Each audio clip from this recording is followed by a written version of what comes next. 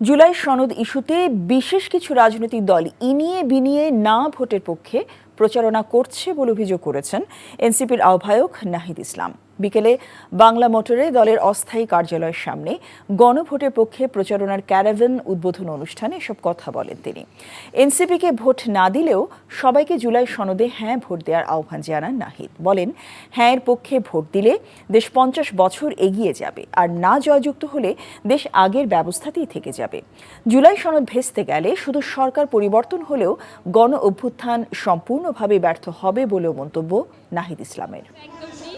দল মত নির্বিশেষে আমাদের প্রত্যেকের দায়িত্ব এই হ্যাঁ পক্ষে ভোট দেওয়া, কারণ হ্যাঁ পক্ষে ভোট দিলে সংস্কার প্রক্রিয়া আগাবে, জুলাই সনদ বাস্তবায়ন হবে। গণ অভ্যুত্থানের পরে আমরা যেই ফ্যাসিবাদী স্বৈরতান্ত্রিক ব্যবস্থা সিস্টেমের পরিবর্তন করতে চেয়েছিলাম সেইটা কিছুটা হলেও পরিবর্তন হবে।